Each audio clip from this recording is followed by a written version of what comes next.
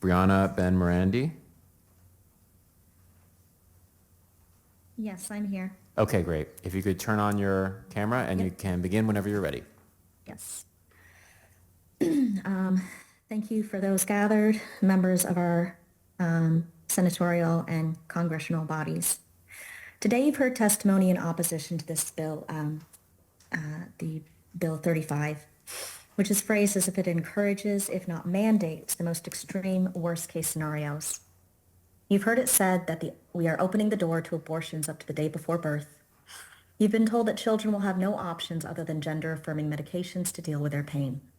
You've even listened to individuals stating that those that try to offer alternatives to hormone therapies will be open to prosecution. All of this phrasing is intentional.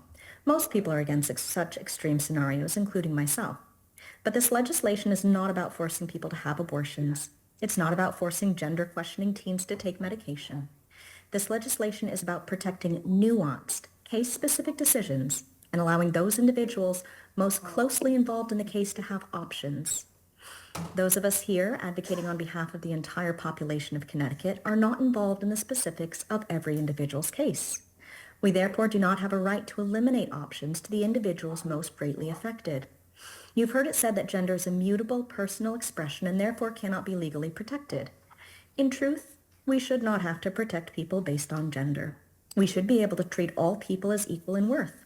But since as a species we fall so short of this ideal, we do need legislation that specifically protects those of us most vulnerable in our society. As a mental health worker, I see firsthand the trauma that is endured by any human who has no autonomy over their bodies, particularly when that bodily autonomy is taken away from them by another group of humans due to hate and prejudice. Stripping away the right to make major life choices concerning one's own body is a grossly damaging attack on an individual's mental and physical health. Mental health ripples outward exponentially. Any portion of society living in constant fear for their personal safety and health affects every member of society, as unhealthy behaviors resulting from trauma cause a chain reaction across all subcultures within the society. When we dehumanize any other person, it does not happen in a vacuum. There will be guaranteed consequences to the detriment of our entire state population.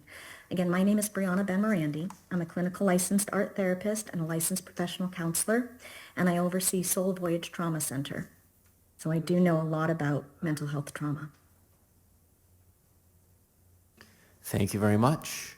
Any questions from the committee? Seeing none, we thank you for being with us this evening, for your time and for your testimony.